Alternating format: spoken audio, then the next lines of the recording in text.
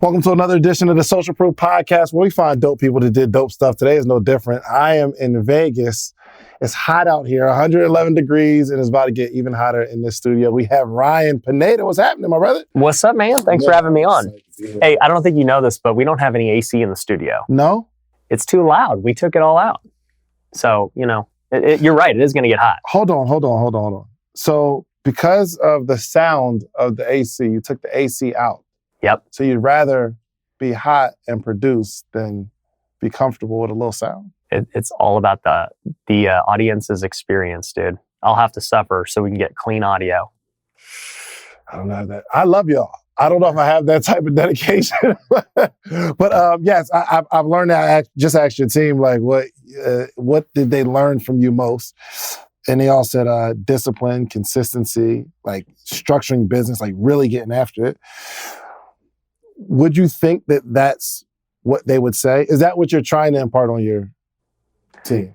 I don't know that it's what I'm trying to, I guess, impart on them, as you would say. Like, I think I'm just being myself and I'm driven to succeed, and I know the things that it takes to succeed. You got to have discipline. You got to be consistent. I learned that playing sports my whole life. And it just so happens that I think people take notice and they want to kind of take some of those attributes. Yeah. But if somebody leaves your team, right, you would hope that they say, I learned this. What would be this? Like, I'm a better person because I work with them. Mm-hmm. But this is the thing, from your perspective, I say, man, I would love for them to say that. For me, as a Christian, my whole deal is like, hopefully they impart for me, like, yeah, that guy, he walked in faith. Like, everything he did was faith-based, whether it was talking about Jesus or anything else, but you could see it in all the business decisions of like, you can see he does not know how this is going to play out or what's going to happen, but you could just see that there's faith that it's going to all work itself out and be just fine. And so instead of having stress and anxiety and all these things that you see are very common characteristics of business people, hopefully they can just see like, I watched a ton of things go wrong and his faith never wavered. Yeah. That's what I hope. I love that. All right. So we got to talk about some of the things that you've accomplished in your life. And you were kind of telling me some of your businesses. You got how many units of real estate?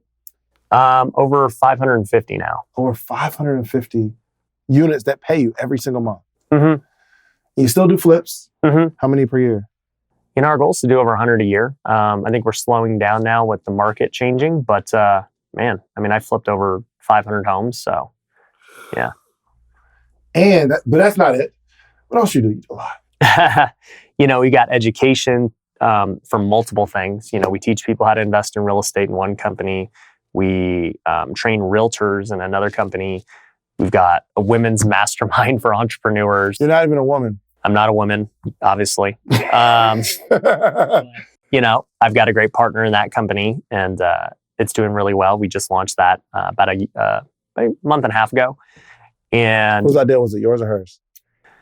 Well, basically how that one came about is like most of my businesses. I don't really plan these things. They're opportunities that come up, and when I look at them and I look at the problem they solve, the hole in the market, the obviously upside as a business with revenue, I just make a decision whether or not it's worth it. And so with this women's mastermind, it's called Wealthy Woman. Obviously, I wasn't looking to start a women's mastermind. Right. But this girl, Heather, she's a very successful entrepreneur, multimillionaire. She owns like $30 million of real estate, single mom, 3 kids, crushing it. And she goes to me and says, she just came to the event, one of my events for Future Flipper, my education company. She goes, this is great, but there's not a lot of women. Yeah. And I said, I know, I wish there was, but it's just, we have a hard time attracting women to these events. And real estate is a industry like that in general. It's very male dominated no matter what you do. Other forms of entrepreneurship are much more equal, whether it be e-commerce or things like that. But real estate is very male dominated. Whenever I go to a real estate event, it doesn't matter who it is, 90% dudes. Yeah. And I said, yeah, if we could fix that, that'd be great. Like, give me an example. And we started talking about it. And she's like, look, I would love to basically work with you guys in some way or another, whether that's on the Future Flipper side and helping lead women in that company, or doing something completely different outside of that, where we can create this community where women in Future Flipper can go, your audience, women can go, and all that stuff. And so the more we thought about it, the more we realized on a broad level, there's not really many masterminds for women-only entrepreneurs. And so we just started thinking about it and talking about it, what it would look like. And sure enough, we launched it. So she's like obviously in real estate, but is this her first venture in a business like this, like building community? Well, she had already had a community that was free. I think they had about 1,000 women entrepreneurs. And they were fine. They're doing it. They held a retreat before that some people in the community went to, and it was amazing. And I looked at it and said, I believe, there are women entrepreneurs that follow me that would love this. But where I think there's actually an even bigger hole is in the spouses of entrepreneurs. And so you and I are entrepreneurs, right? I just met your wife. I don't know what her role is in the business, but my wife doesn't really, she's not involved in my businesses. She's a stay-at-home mom with my 2 kids. See, boo, it's okay. It's all good. She's the best at it in the world. My wife does not want to work with me, period. And nor do I really want to work with her. Like, that's just, it works great that way. But we love having that separation between business and family. And so even when I come home, she doesn't really ask me about business, Like, she knows my brain is already fried from all the things that I do every day, that she's like trying to break it up and like, hey, let's talk about the family and the kids and what happened today and, all this stuff, right?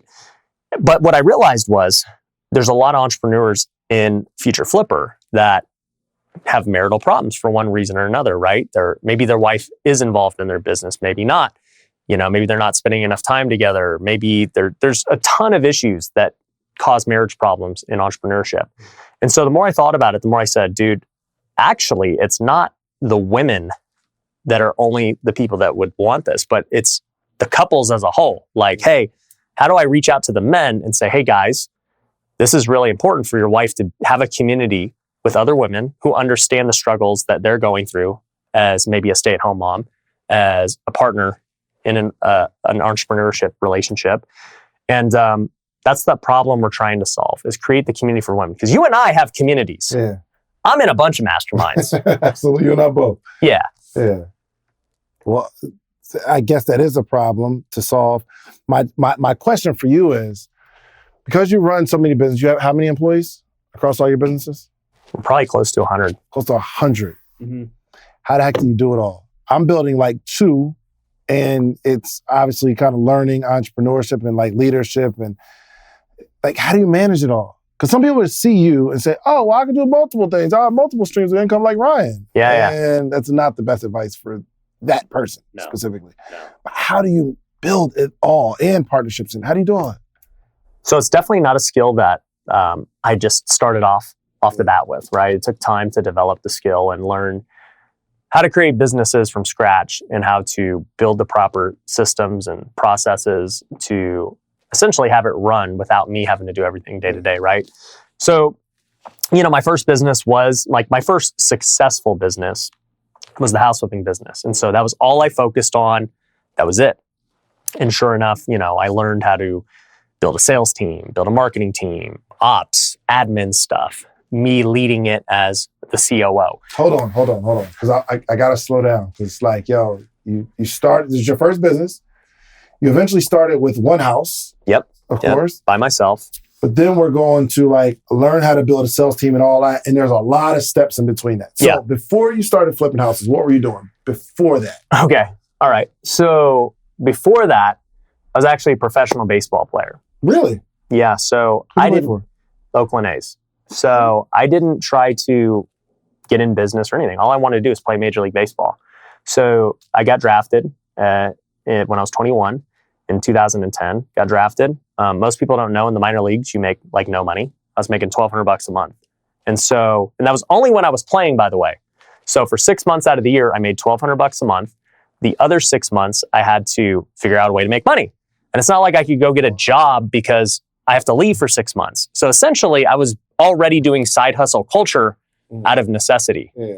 Oh, wow. And so I'm pursuing my dream, playing baseball, being broke, all this stuff. I started looking at different side hustles without at the time, there wasn't really this big YouTube thing or Instagram or TikTok where everybody's talking about side hustles and ways to make money.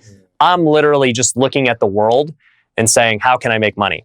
So the first thing I did was become a realtor because I said, well, I could sell houses on the side and then do that. Well, I did that for a couple of years, hated it, What did you hate most about it? working with people. No, what I hated the most was back in 2010, it was a totally different time than it is today, right? We had just come out of the recession. People were still super scared. People had just got wrecked and prices were at all-time lows. And so I remember as a fresh face in the game, looking at these houses. And mind you, a lot of these houses here in Vegas got hit harder than any other city in the world. Really? Yep. We had the most foreclosures, the biggest drops. It was the worst. Dang. And I remember looking at a house that was built in 2008, okay? Selling in 2010. It sold in 2008, brand new, for like $350,000, okay? In 2010, I showed this house as a realtor, and it's listed at like $90,000. What? It's only 2 years old. Like nobody had ever even. Oh my gosh. And that was normal, right?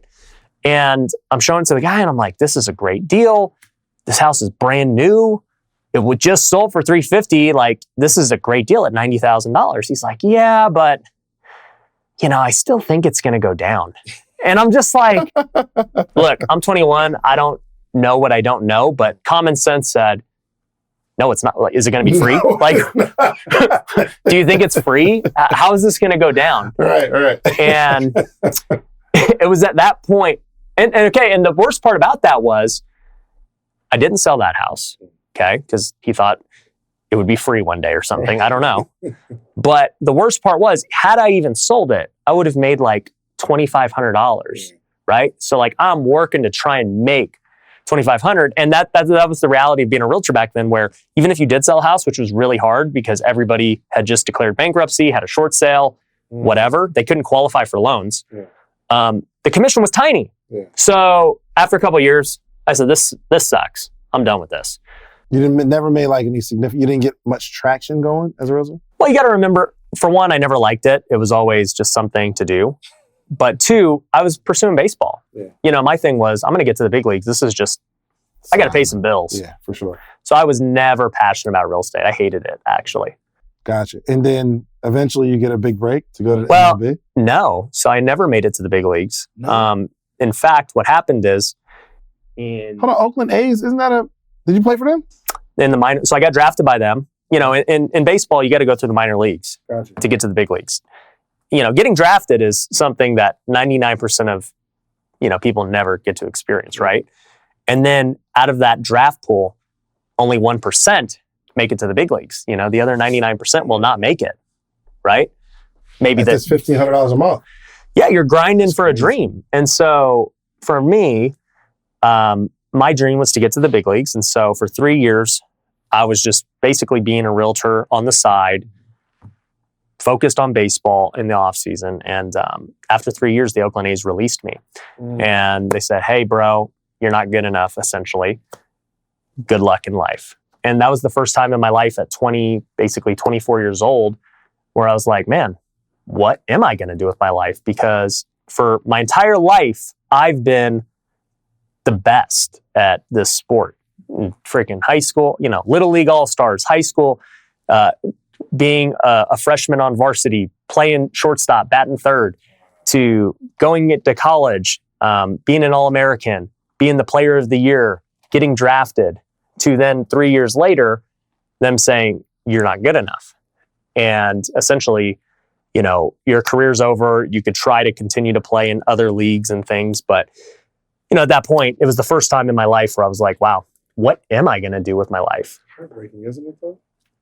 I'll tell you, I personally am a very optimistic person. I've never had to really go through depression, but that was the closest point in my life where I'd say, like, man, I was depressed for, I'm quick to get over things, for like a week. For like a week, I was like, dude, I don't know what I'm going to do with my life. And I think after a week, I came to acceptance. I was like, you know what? I'm good. Even if I never play baseball again, I'm good. What ended up happening was, though, I ended up playing 5 more years in independent baseball because I just loved baseball, even though the dream kept getting further and further away from getting to the big leagues, but I loved playing in front of fans professionally and competing and all that stuff. So long story short, I get released from baseball. I fail as a realtor. I hate it. I don't know where my career is going. Also, I'm engaged to get married to my now wife, who is, man, was she 19 years old at the time? She was 19 or 20. And she's in school making no money to become a teacher to basically make no money. And so, you know, to make a little more than no money. But I would have been hyped at the time. Seriously, I'm looking at her like, okay, when she graduates, we're going to be making 40 grand a year with hers. It's stable. We've never had a stable income in our entire lives. Like, that's pretty good. And we were always frugal. So we were like, 40 grand's enough. And I was like, I just got to figure out what I want to do. Well, this led me down to my first successful event in my life of making money that now kind of got famous on social media, which was couch flipping. And so, couch flipping. Yeah, basically, my wife and I got married later that year, and we didn't have money, obviously. And so I furnished our first apartment together for like $1,000. You know, I bought a couch for $100, a bed for like $100. Wow. I bought it all on Craigslist, right? And furnished this entire house for like $1,000. And I remember at the time, I'd given up real estate and I started doing substitute teaching. And a substitute. Your story is crazy, bro. I know. I know people never like see this part of it. Like they just see like, you know, multi-millionaire and the big funds and all that kind of stuff. Yep. Man, this is so encouraging though, because there's some people. This is the journey. This is part of the journey for anyone listening. So, like, and I was completely lost. I was just kind of biding my time until God essentially revealed what is the big plan. I was being patient, and so I'm a substitute teacher. I'm making about $100 a day, babysitting some dumb kids for 6 hours. And I was such a bad sub, just not, I'm like putting in the tape. I'm just pissed at just sitting there to make $100. And I remember sitting there thinking, man, you know, I did such a good job furnishing that apartment for $1,000. I bet you I could sell this for like $3,000. And that's way more than what I'm making substitute teaching. Sell all the stuff you bought for $3,000. Yeah. I was like, easily. Because I was always a good negotiator and deal finder. And that was also part of the reason why in real estate, as a realtor, I got pissed because I was good at identifying deals, but I didn't have cash to buy them. And my buyers couldn't see what I saw. So that's why I got frustrated as a realtor. So anyways, I said, you know what? I'm going to test it out. So while I'm subbing, I'm looking up furniture on Craigslist and I identify a good one. I text the guy. I'm like, I'll pick it up tonight. So go pick up this couch for like $100 or something. Put it in our little apartment. My wife's like, what is going on here? You know, why did you buy another couch? Right. And I'm like, well, I think I can make some money on this. And sure enough, a few days later, I sold the couch for $300. And I said, wow, that took me 2 hours to do. I made $200 versus sitting in this classroom for 6 hours to make 100. I was like, what if I just found one of these a day? If I just found one good deal a day, I could make $200 a day. That's $6,000 a month. That's way better than anything we've ever done. And I said, let's do it. So I ended up going on Craigslist. I bought a truck for $1,500. And I said, I'm going all in at this. I rented a storage unit for like $150 a month. And I just went to work.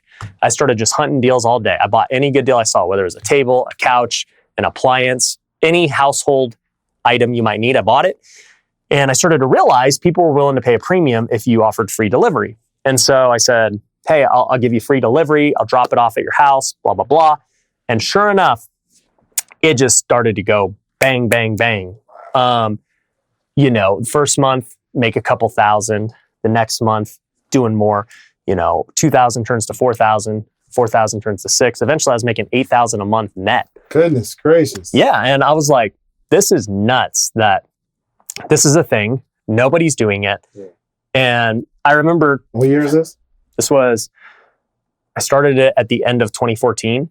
Gotcha. And I did it for like probably a year and a half. Only while I was playing though. So it's not like we were, getting rich. I'd do it for 6 months, kill it, go play, make no money, Right. and then do it again. So we were living totally great. It was more money than we'd ever made in our lives, and it was great. But eventually what happened was, even though I got really good at couch flipping, I just remember feeling like, all right, this is like, I'm super grateful that, you know, God has blessed me and we're doing great, but this is not what I'm meant to do the rest of my life. Yeah. Am I going to just buy and sell furniture forever, you know, with nothing beyond that? Yeah, isn't it amazing though, Ryan, how you could be in a situation, you don't like the situation, like you start accomplishing something you've never, you know, saw yourself doing, like you accomplish something major, and eventually that thing becomes kind of not depressing, but it's like, this isn't good enough. Mm-hmm. You know what I mean? 1,000%. Like I think we get through that, like someone else, even at higher levels, somebody might be it was so crazy. We was at the Grant Cardone's mastermind, and from my perspective, it was different. There were some people that are making like $30 million, $40 million a year, and they say stuff like, man, I'm just stuck at 30 million. I'm like, what? What do you mean stuck? No one can be stuck at 30 million. But like once you know you can do more, it almost seems like, mm-hmm. no matter where you are in the eyes of other people, it's like, yo, I've got to just do more. Yeah. But my question is that does that ever stop? No, it doesn't ever stop. No. You're always striving to achieve more, which you don't really understand until you keep achieving more, right? So, you know, for me, if you would have told me a year prior to flipping couches that, hey, dude, you're going to be making $8,000 a month and not really even working that hard, I'd be like, holy crap, this is amazing. I'd be chill just doing that the rest of my life. But, you know, you do it and you realize, man, I've mastered this. There's not really much more to this. You know, like, am I going to go open up shops in other cities or anything else? But for me anyways, I remember praying. We were on our 1-year anniversary in New Orleans. We were there to go watch the Packers play the Saints. Packers were always my favorite team growing up. And I remember praying during that. I was reflecting on our first year of marriage, and I just said, God, what do you want me to do with my life? You know, is it baseball? It's, you know, I've already been released. It's looking like it's not going to happen in the big leagues. And I'm just kind of playing for fun at this point. I don't think it's this couch flipping thing, even though it's been great in the long haul.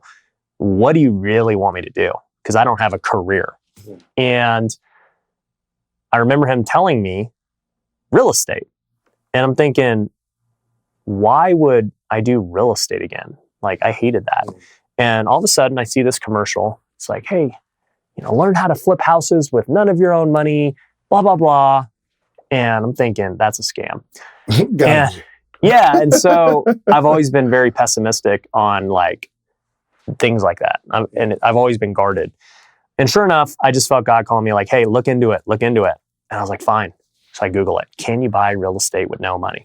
And then I see all these Google results, and a website called Bigger Pockets pops up. Mm-hmm. And it's like, oh, yeah, that's a podcast now. Yep. So this literally that year I looked it up, I think was their very first year doing the podcast. Oh, that's interesting. And so I go to this thing, and sure enough, I start listening to the podcast and looking through the forums, and I buy one of their books.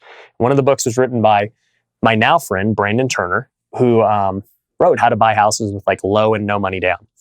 And I read it and I go, holy crap, you really can buy real estate without using your own money. There's these private money lenders, there's these hard money lenders, there's wholesaling. And essentially it's all this stuff that you never learn in realtor school because that's not what they do. Mm-hmm. And I was like, holy crap, I'm good at finding deals. Mm-hmm. I could totally do this and flip houses, and I can go make 20 grand on a deal versus $200 on a couch. Right. So I ended up, there's a lot that happens in between that, but I go home, I'm like, I'm all in.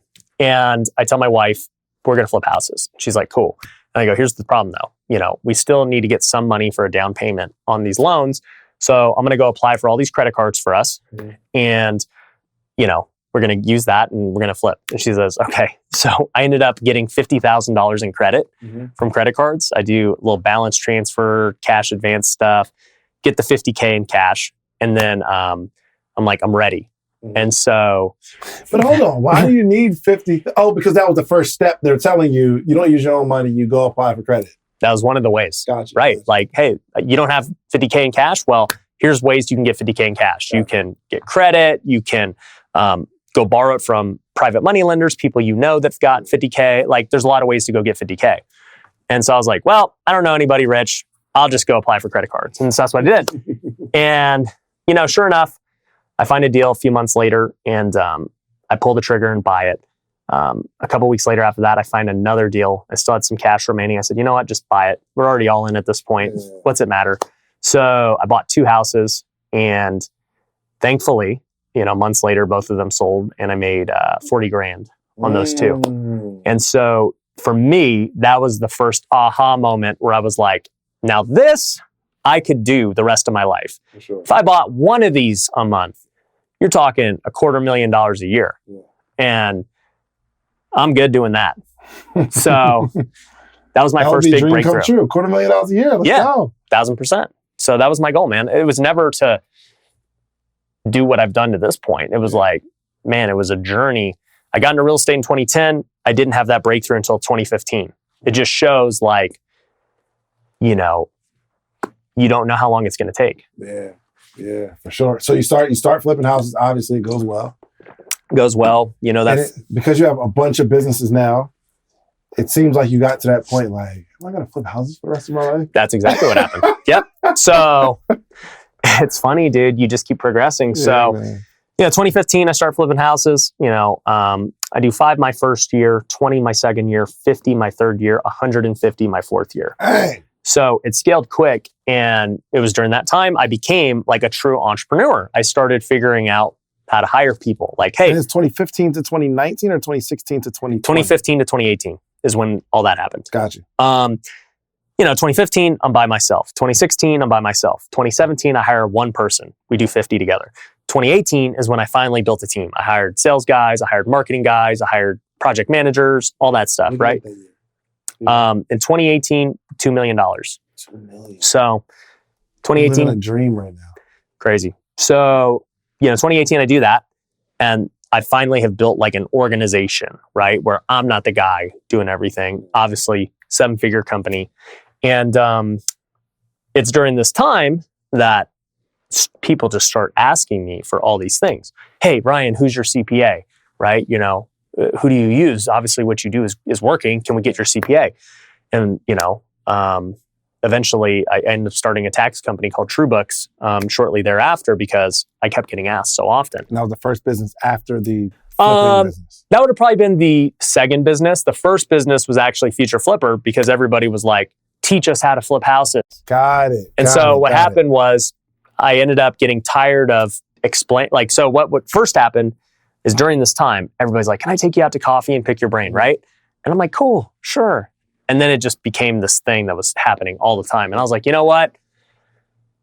In my first journey of like solving a problem permanently, of creating like what a lot of people do in entrepreneurship is they'll keep solving the same problem every single day without actually creating the thing that makes them never have to do it again, right? So explain it. So whenever I catch myself having to do the same thing over and over again, I know for me, that's a sign that I need to create a system and a process for that so I never have to do it again. So that it can be automated to the fullest, right? For instance, when it came to these coffee things, right? People wanted to know every single day how you do this. And they're like, I'll pay you, mentor me. And I'm like, I don't have time. I'm building my own business. I don't have time to sit here with you for an hour every day and do this. And so I said, you know what? I'm going to write a book. So I wrote my first book, Flip Your Future. And it was just a literal guide of everything of how to flip a house. And you start answering the same questions for different people over and over. Yeah, I'm tired of answering this over and over again. It's obviously a demand, a concern. So I'll write a book. So I wrote a book and it did great. And then I started getting this question over and over again. Well, Ryan, do you have like a course? I don't like reading books.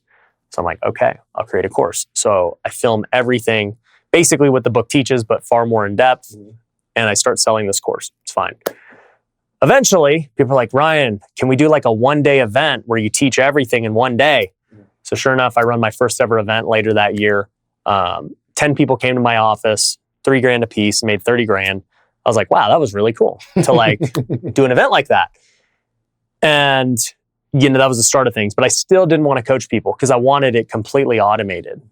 It was probably 2 years after the initial like book and everything before I finally started coaching people, because my business was finally in a place where it was running without me and I'd learned how to do that. I felt comfortable enough saying, okay, now that I've flipped 200 plus homes and I've built teams, I feel confident enough to be like, hey, let me take you from scratch. I know what you're going to go through and, I'll train you. And so that's basically how it all played out.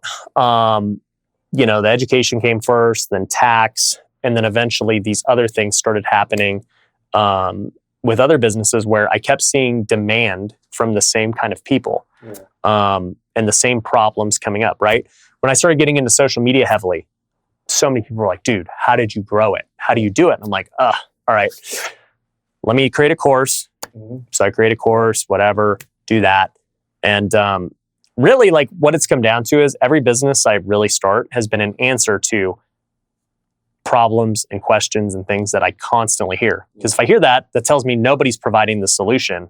Let's create it. Yeah, you've literally walked through the progression of success, how you become successful. It's like people don't know that you being in the classroom, evaluating deals helps you evaluate deals. And then you go find the couches, then you go get the process together to find the couches to sell the houses, which prepares you to go do the process, to search for houses of deals. And you do the same. It's like you do the same exact thing. And they see it today where it's like, yo, he's got 6 businesses, we got all this stuff going on. But it's literally, you've just taken a step at a time. You solve problem after problem. Yeah, and that's the thing that people get confused is they want to work on a bunch of businesses all at once. So for me, I do not start a new business until the one is complete doing what I want it to do, right? So for instance, I just launched my NFT project. Once again, totally. Those things work, man. I mean, are they real? I know, honestly, I know your answer because you have one, but you gotta give me the real deal on this stuff, man, because I don't know, I don't understand it. Yeah.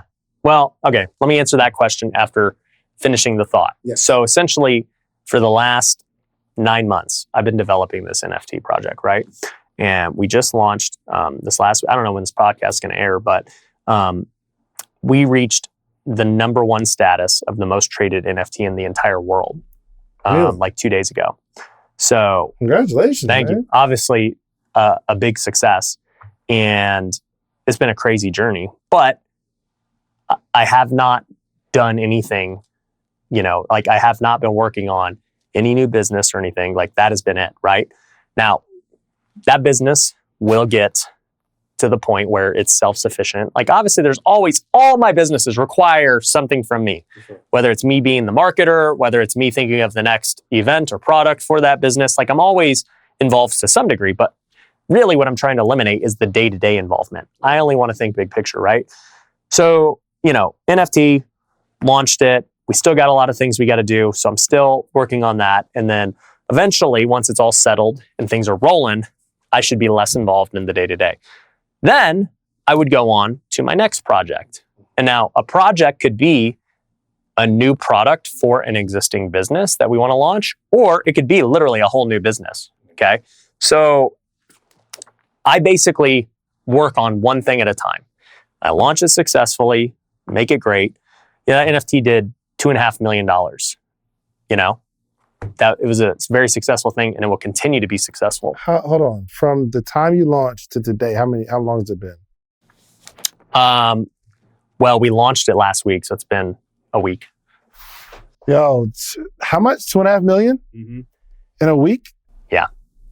Well, right, I should say we did some pre-sales before, so we had already been collecting the money up until launch, but How long were the pre-sales? I kept pre-sale open for like a week, like maybe a month and a half ago. I opened it up for pre-sale, said, hey guys, you can buy it at this super cheap price, pre-sale, buy it. And that did over $2 million. And then we finally launched it last week. And now I don't want to jinx it. I'm not even going to say what it's worth today on the show. And like, I'm not going to jinx it. So anyways, long story short, I've been singularly focused on making sure that goes well, not working on 12 things all at once, right? In the focus of the NFT, have you seen some things affected negatively in your other businesses because your mind is here? Yeah. So with the other businesses, there's always going to be things that break, right? Like, let's think about the house living business. There's the market shifting, right? So it's not doing as good as it was doing the last 2 years. And so I need to step in and say, hey, here's what we're going to do. Here's how we're going to solve this issue. Here's what our strategy is going to be going forward in the next 6 months, right? And that takes a lot of mental energy to think through that and to research and do that. But then at that point, once the vision is set and once I do what I need to do, there's not much else for me to do, right? It's on the team and the operator and everyone else to execute the idea. The same is true with any of the other businesses. Like, we go through so many problems. Like, I want people to know that. To do business successfully, consistently, it just takes problem solving after problem solving, because there are things that happen internally. Employees quit. Your product just kind of reaches its lifespan. You've got to innovate and create something new. All these things happen internally, right? And then there are things that happen externally, right? The market shifts on you. We go into a recession. A platform changes their rules. The city changes rules. So you're just constantly solving problems. So for me, my goal is that I hire such crazy good A players that they're able to solve the majority of these problems without me, right? They're able to navigate the waters and make sure things happen. And if they don't know the answer, they're able to come to me and I can think through it and find the answer for how we want to go about this. That's how the relationships work. So you hire A players. A players. Now, and I got to just kind of like get some coaching. So I've kind of lived by the theory that I can develop people and they stick around longer and they're more loyal and they're not as like, you bring on somebody that's super talented, they know they're talented and maybe they're hard to fit into the system, but you invest a lot up front into people? Yeah, so I do the opposite of what most do. Most hire from the bottom up, meaning if you have an organizational chart, right? And let's just say everyone here's the CEO of their company, okay? And you know that the organization departments are, hey, we got sales, we got marketing, we got ops, okay? What most will do is they'll say, hey, I need a good sales guy. So they go try and find a good sales guy, right? And then they say, hey, I need somebody to run Facebook ads. So they go try and get somebody to run ads for marketing. And they say, hey, I need, an admin or something on the ops side. I need an assistant, okay? So they go hire an assistant. Well, what they fail to realize is in this scenario... Just talk to me directly. Okay. I fail to realize. What you fail to realize in this scenario is that, and a good book you'll need to read is Traction if you haven't read it, is that there's actually two positions at the top, right? There's the CEO and the COO, okay? The CEO is the visionary of the company. The COO is the integrator of the company, okay? Most people who are entrepreneurs and visionaries and have great ideas are not good operators. It's just the way our brains work. So, not to get off on a trail, but one thing we always do is give people personality tests to figure out how detail-oriented they are, how good of leaders they are, how visionary are they, all that stuff. And each role requires a different type of personality, experience, skill set. And that's what Traction talks a lot about, is the right people in the right seats. And so really what happens is the visionary is supposed to come up with the big ideas, lead, inspire, do all that, right? The integrator, the COO, is supposed to manage all the people underneath and make sure that those ideas get executed and things happen. So for me, what I do is I first look for my integrator in every single company I start. Because if I don't find the guy at the top, that means I'm the guy. I have to manage these guys every day because who else will? Yeah. And I'm not trying to manage people every day, right? I don't have time. I got too many companies. So if I'm managing day to day, it's impossible for me to innovate for the future. And so really, I hire top down. I say, if I find the A player integrator, COO, They will hire the sales guy. They will hire the marketing guy. They will hire the ops guy.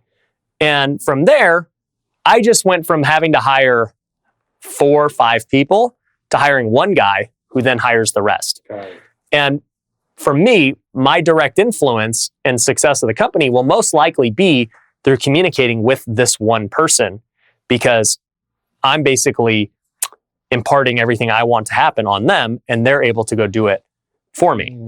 Versus me having an individual conversation with the sales team. Now I got to go have a meeting with the marketing team. Now I got to go have a meeting with ops. Now I got to go do all these things, and it becomes impossible when that's really the COO's job. And so I hire top down. Now, granted, hiring top down means you're going to pay more money, because most entrepreneurs don't realize they are the CEO and the COO when they start. Whereas I would rather hire this integrator off the bat and allow them to do the day-to-day. Got it. Okay. All right, so NFT, explain this to me, please, because like there's mixed conversation about NFT. Right. And I think I kind of understand you got to have like some NFTs are utility, some are like art kind of. Yep. So what's yours? Explain it. Mine's utility. So long story short, okay, I got into NFTs. Well, I got into crypto back in 2017. I bought Bitcoin at the top, watched it tank. I'm like, crypto sucks. And sure, kind of like my real estate journey where I'm like, real estate sucks. Until I realized later down the road, like, I was just doing it wrong. When it took this last step, did you load up or did you just...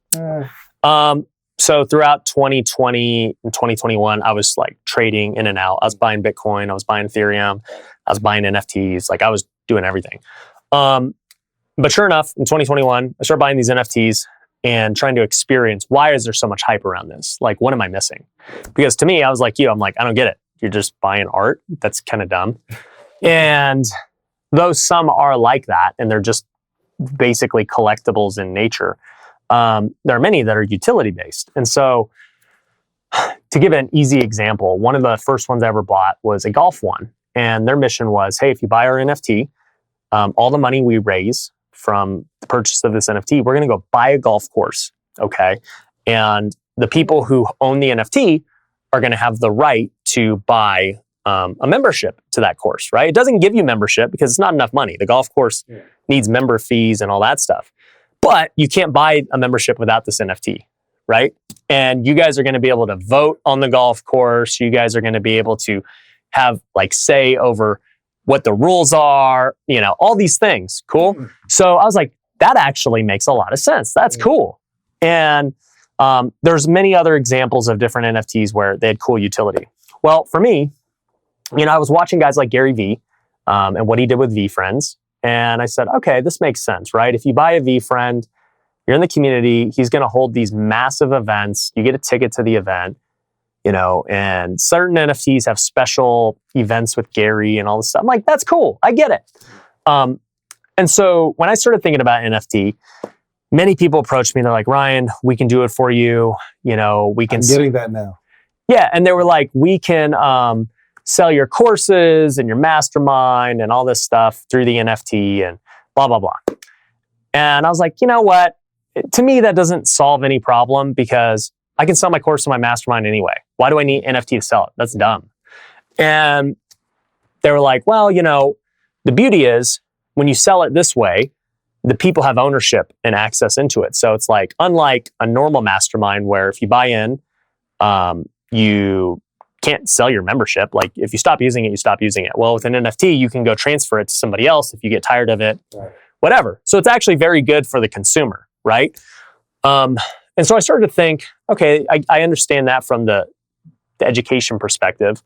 But one thing that became super clear to me as I started looking into crypto and blockchain and understanding it was that real estate is by far the biggest industry that is going to change with the blockchain. Okay, because real estate's the biggest industry that's going to change with the blockchain. Mm-hmm. How though? Because they're doing like virtual land and stuff. I think that's like the far out of what will change, right? I think the metaverse land and like metaverse real estate, I think that's going to be a thing down the road, not anytime soon. Okay. What I'm referring to is the actual technology of tokenization and blockchain and how it can change real world real estate very soon. So, for example, right, the reason the blockchain is great is because it shows ownership publicly, right?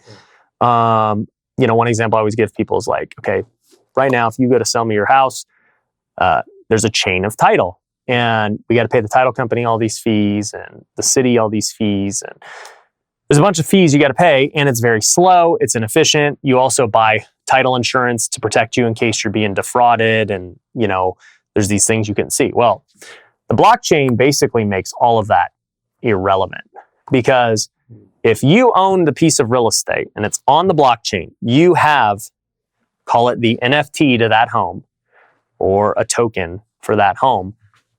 There's no debate who owns it. Right. You cannot transfer it if you don't own it. Mm-hmm. All the fraud goes away. And if somebody wants to lien your property or anything else, it's all public on the blockchain. You can see exactly who is owed what. Okay, if a mortgage company wants to do it, it's right there. Nobody can say it's not.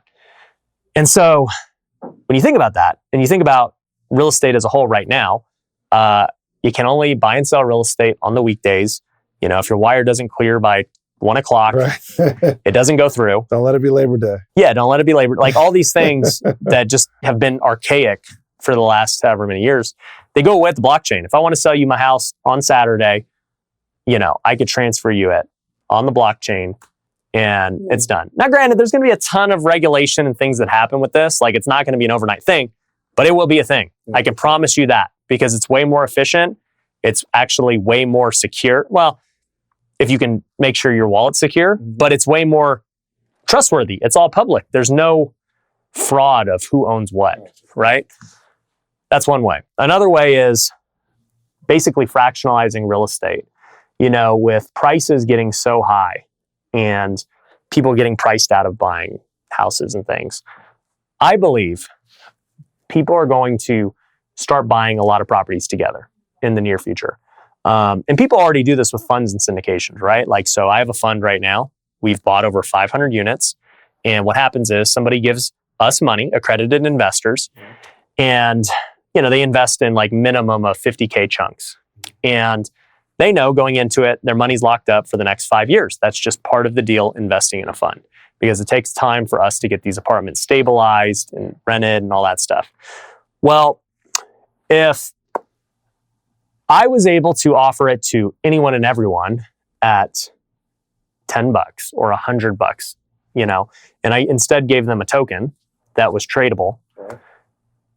Well, now all of a sudden, you're opening it up for lots of people to invest in a project. You're also opening it up for more liquidity to enter into the real estate market, because all these people who have only $1,000 or whatever, they can't buy any real estate, period. They're never going to buy.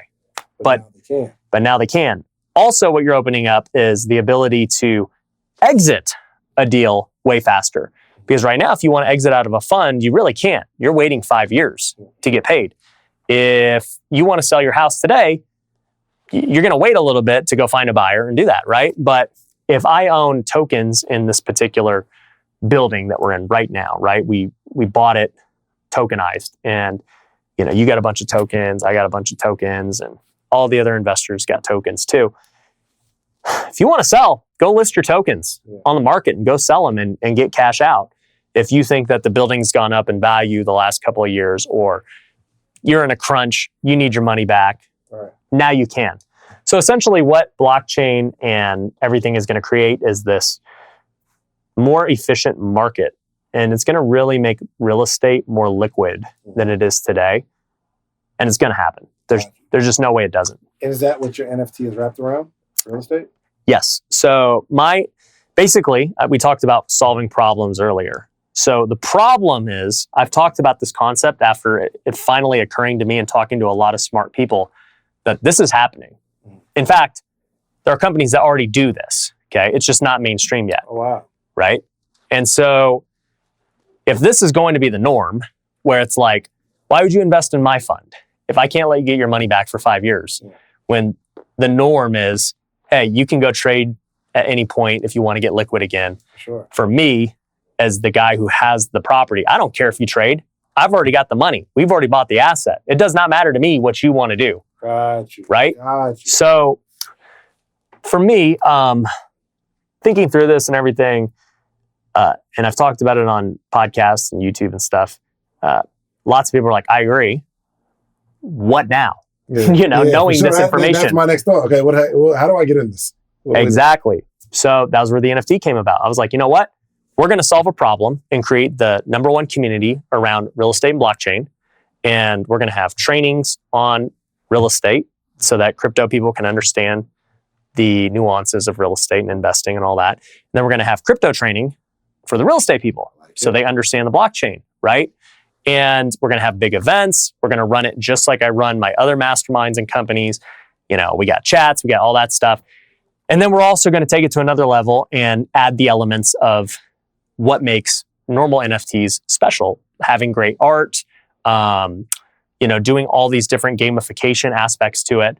And that's why it's been ultra successful, is because it solves a need that's going to be huge. And like the main goal of it being, obviously we want to educate, but the real plan is if I can attract the people that want to go into the space and create the businesses in this space and do deals in this space, I've got them all. That's dope. You're teaching real estate, and for people, you're teaching real estate, crypto, and the thing that they just bought. Like teaching them the whole NFT building businesses. Because you're going to experience it and you're going to start to understand, okay, this is how it all works. Yeah. Now I can start to visualize for my own self, if I want to build a business in this space that's going to happen, it's not here today, but it will happen, and you're going to be prepared. And the beauty is, for me anyways, I'm going to partner with a lot of these people. Because there's going to be people with great ideas. There's going to be people who got a lot of money. They want to invest. They want to do all this stuff. And so for me, if I'm the head of it and I'm the guy who everyone looks to for this new industry, I'm just going to kill it. Like that's just what it is. How much was, okay, what like I know what comes with it, but how are you selling it as if it's on a menu? What do they get and how much was it at launch? Because what I understand about NFTs is like, it might be one price today. Yeah. It's another price tomorrow. Yeah. So, at launch, if people bought during the pre-sale, the cheapest price was $500 for one NFT. Really? It's cheap. So, there was 5,000 total. That was the cap. And so, like I said, we sold almost $2.5 million worth. Hold on. There was 5,000 NFTs that went out. Mm-hmm. Pre-sale was $500. Yeah. Meaning, okay, and I'm just trying to understand it. Meaning if all 5,000 of those people bought their NFT at $500, it'd be sold out. Nobody can ever spend anymore. On the mint. So the mint is just when the NFT actually goes public on the blockchain, it's now official. Got it. Okay. So what happens now is all that mint money goes to me and my team. Yep. And obviously we have a ton of cost with everything we're producing, whatever, right? So, a bunch of that goes towards all the cost, all the things we're going to do in the future, profit, all those things. Now that those people have minted, right? Well, we did it different than everyone else. What typically happens is in the crypto space, you mint right then and there. So people will go to whatever the minting website, they'll pay in Ethereum or credit card right there. They'll buy it that day and like however many mint, and that's it. But I knew with my audience being mainly non-crypto people, they're not going to know how to do it. Yeah. So I did a pre-sale, just credit card only, and said, hey, if you buy it with the credit card, we're going to help you get set up in the crypto space. We're going to teach you how to get a wallet. We're going to teach you how all this works. And you're going to have time so that come mint day, you're prepared. I love it. And so that's what happened. We pre-sold the majority of them. And then come mint day, they basically got a free NFT because they already paid during the pre-sale. Nobody's ever done it that way. Got it. And it was just an idea that came to me that was like, I don't know why no one's done this yet, but this is a smarter way to do it. And so I did it that way. And what happened was, a week ago we minted. So now these NFTs started going on the blockchain and are available. And at that point, right, with the NFT, you now get access to all these things we're going to talk about. But if somebody else wants to get in, like you, for instance, at this point, there are no more to sell you. Like I can't sell you one, but you can go buy one on the aftermarket. Has it. Mm-hmm. And what are they selling for right now? at the very moment of this podcast, the minimum worst one is about 4,000. What? Yeah. So if I got in early, $500. Yeah. Someone could buy mine. I said, well, all right, I'll sell it to you. Give me 4,000. I'm up $3,500 because I just took action quick. Mm-hmm. Yeah. That's what happened. Can I do one? We can do one. I'll help you out. Yep. I really want to, I don't know. I don't even know what it's going to be. It'll be something around podcasting or like entrepreneurship training. Yeah. That's cool, man, because I didn't want to just sell nobody no art. Like, no. Like, and so for me, the utility is the number one thing, right? But our art is top notch. Like I spent. Can I see it? You got one on here? You got something somewhere? My camera guy will show you. I spent. You got it on you? Yeah. I spent $250,000 on art alone because I was like, I want everything. You spent $250,000 on getting an artist to create these. Mm-hmm. Nobody does that. Most people just go to Fiverr and go get some cheap art. I hired a guy named Robbie Trevino who works for Star Wars, all these things. Oh, that's hard. Yeah. Wow. So we spent a lot of money on just art alone because I want it to be top notch. That's you, right? That's me. So, okay, how many different characters do you have? There's 5,000. 5,000 different characters. Mm-hmm. The way it works to get to 5,000 is they're computer generated, meaning we create 10 different hairs, 10 different shirts, 10 different, they're all different, how many there are. Mm-hmm. And then the computer automatically generates them at random with those different things. Okay, so I see a bunch of people's names, right? You got Mindy, Pineda. I'm imagining it's your wife, yep. Co-founder, Amr. Yep. Then we got Daniel, we got Juan. Yeah. So, like all of your people, you got one? No, I don't. You don't have one? No, I don't, man. You must have came late, man. He did come late. I actually gave all my employees one free. All your employees got an NFT for free, meaning right now, at the time of this podcast, they've got it's almost like a stock that just went up. Yeah. 800%. Well, infinite for them. It's free. Yeah. That's amazing. So for instance, we got Robbie Trevino. Who's Robbie?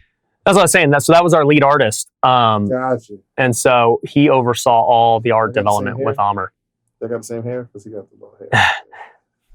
So everybody gets one. And I'm imagining, so let's just say, for instance, Robbie, who has a green shirt, brown shorts. A second one might be a red shirt with black shorts. Yeah, maybe green hair.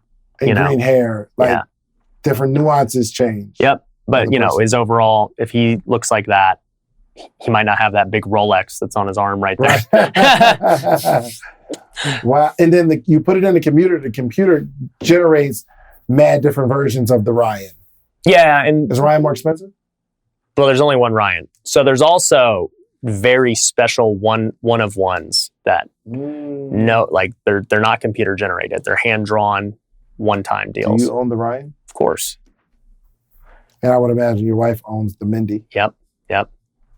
Well, so what's the point of having these one-offs if no one can buy them? Well, so obviously the team's ones will never be sold, right? But there are 7 one-of-ones that went out during the mint. So when you mint, it's all random. We have different rarities. So there's 5 different rarity levels. And, at the highest rarity, there are 7 one-of-ones.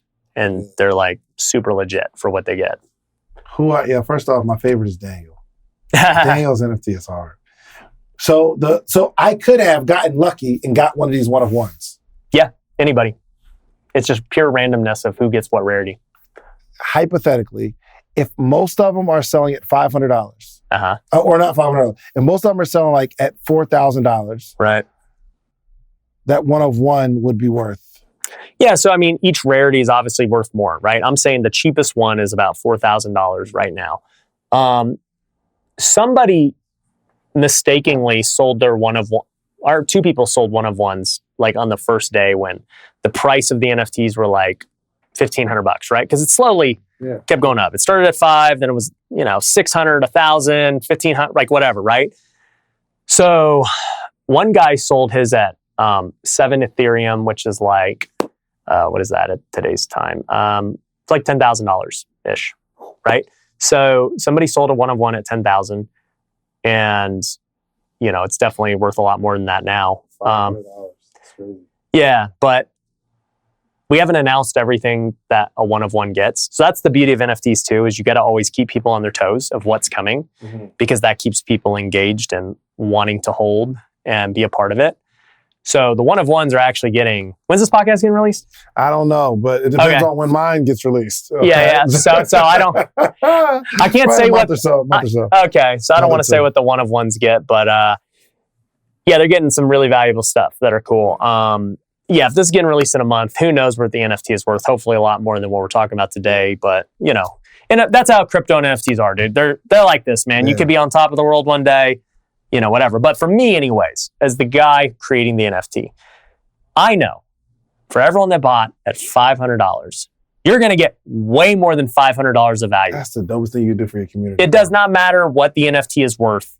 Like, you're going to get way more and all the trainings, the relationships, the events.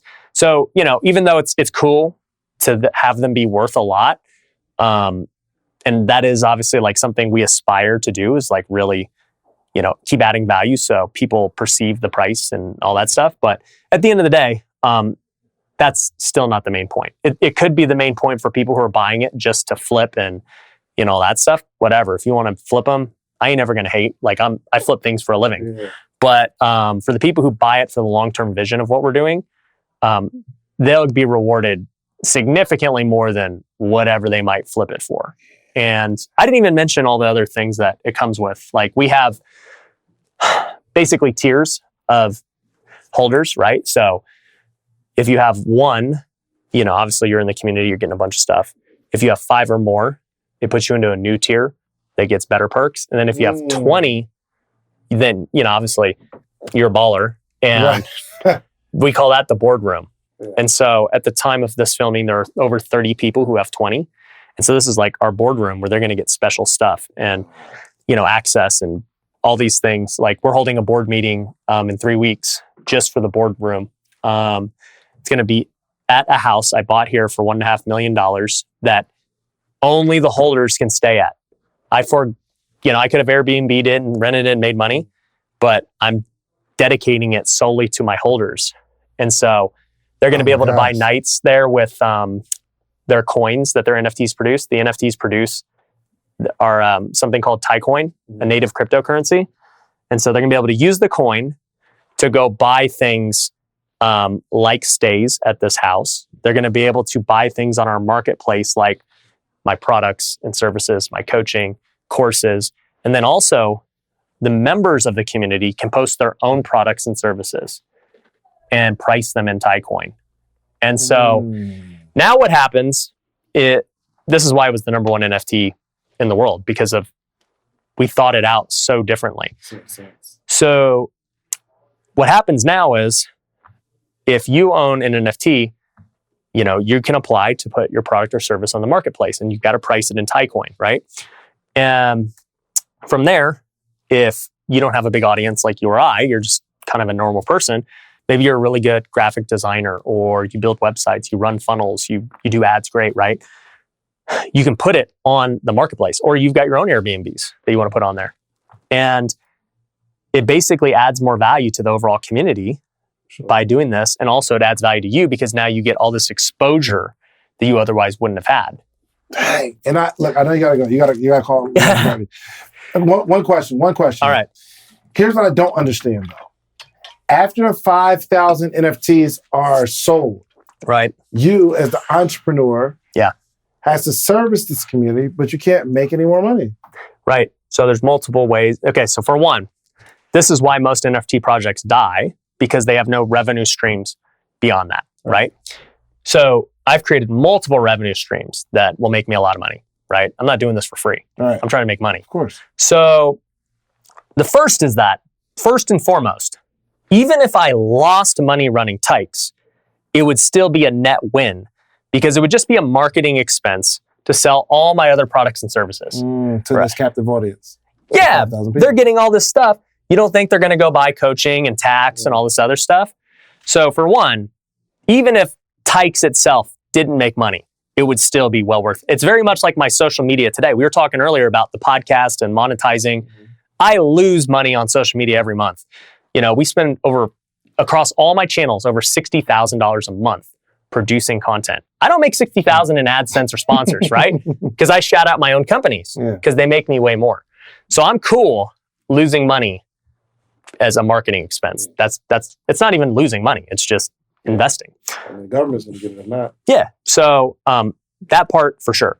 But as far as how you would keep the NFT going in the long run, well, what most projects do is a second mint, right? If the first mint is successful, they'll do a second one, right? So there's only 5,000.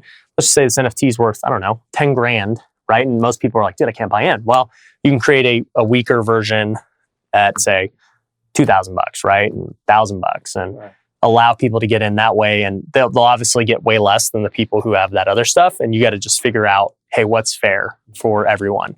So that's one way a lot of projects raise money. The second way they may raise money is through royalties. So every time the NFT trades hands on the open market, you can set your royalty percentage. Now, the royalty percentage varies. I mean, you'll see projects anywhere from, no royalty to 20% royalty. I would say like the standard is probably 5 to 10%, depending on the price of the NFT. Our royalty percentage is 7%, okay? So in this first week of trading on the open market, we had over 1,000 ETH in volume.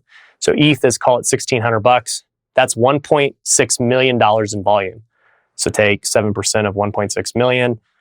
It's like $110,000 in royalties I made. Oh, wow. In a week, right?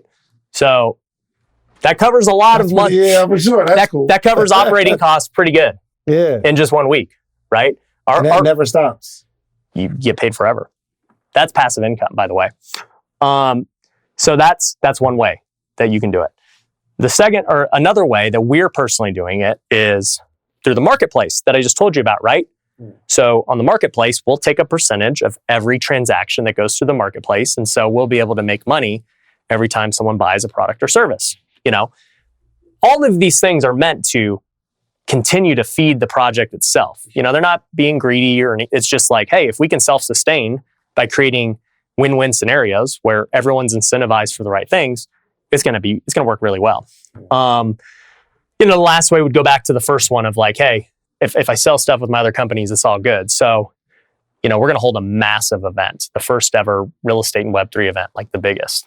And you can guarantee my companies will have booths of course, at those events, right? We'll sell stuff. So the event itself will make me money. So like there's all, and by the way too, that's not even counting all the deals that happen with the members. How many deals are going to happen in real estate, in starting businesses, in affiliates? Like there's so many ways to make money when you already know, when you have an engaged community that believes in the vision, they're getting value. If you do all that, you'll create ways that they want to spend money and continue to work together. I wish we had more time, man. We have to do a part two at some point. We're going to have to. I'm going to have to, and this is what's going to happen, by the way. I'm going to just call it out on air. What happens is I do something successfully, like for me, and then everybody asks me, how do you do it? Right? So I already know the NFT thing is going to be 100%. Hey, what do we got to do to, consult me or do my project? So absolutely. That is something I'm sure is going to happen, even though that's not really the intention, right? My focus is growing Tykes and dominating, but my product. I got 3 minutes. I got to ask you this last question. Where do you see yourself in the next 5 years? Because I want you to be able to answer the question. And then we watch this interview 5 years from today. I say, yo, Ryan said he was going to do that. And look, he did it 5 years later. Here's the deal, dude. I do not think that far out, like truthfully. If you'd asked me this 5 years ago, there's no way I would have said, I'm doing what I'm doing today. I didn't like making videos. NFTs weren't a thing, Right. I didn't want to coach people. I didn't want to do any of the things that I They're now doing 6 reels a day. Like, yeah, this is like crazy. I didn't want to do the things that I now do today at, a high level. And I tell people this all the time too. 2016, so it's now been 6 years, but last year it was relevant. 5 years ago was the first time I ever made 6 figures in a year, right? So to go from you can make 6 figures in a year to $2.5 million in a week with an NFT, how do you predict that? You can't predict that 5 years from now. So when you ask me today, what am I going to do 5 years from now? I have no idea, dude. Like I'm focused on getting what I got to get done today done, continuing to see where God kind of leads me next. I'm sure at some point, like you said, with house flipping, I'm not super concerned about trying to flip more houses. It's not my focus because I'm focused on bigger things now with, what I'm calling digital real estate and NFTs. I'm focused on buying big apartments. I'm focused on building my brand because those are all higher value uses of my time. So if I were to guess, even though this is not what I do, if I were to guess, I'd say, well, at that point, I would assume I probably got a couple banger businesses.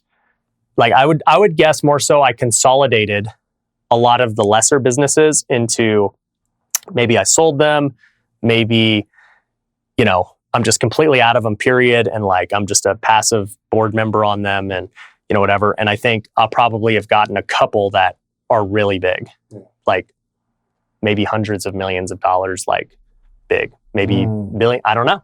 Who knows, dude? Yeah, who knows? Who knows? Ryan, thank you so much. We'll have some links in the description for people to connect with you, support you, learn, some of your products and offering. Yeah.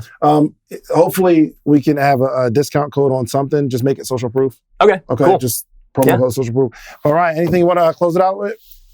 Man, that's pretty much it. Yeah. I think what's probably most relevant to your audience is getting into real estate investing. That's what got me started in all this stuff. I think whether you're a W-2 person, real estate investing is always going to be great for you. If you want to make it your main business, it's going to be great for you.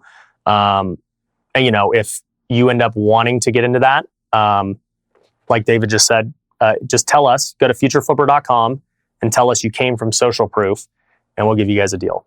There we have it. Listen, we can't close it out no better than that. Do yourself a favor. One, follow Ryan and all the amazing things he's doing. Get you an NFT. Get you some real estate. Whatever he's doing, just do that, okay? And also, go become really, really successful, but you got to get you some social proof, meaning go build you something and come back to your community and teach them how you did it. It's the only way our communities grow. We're out of here. Peace.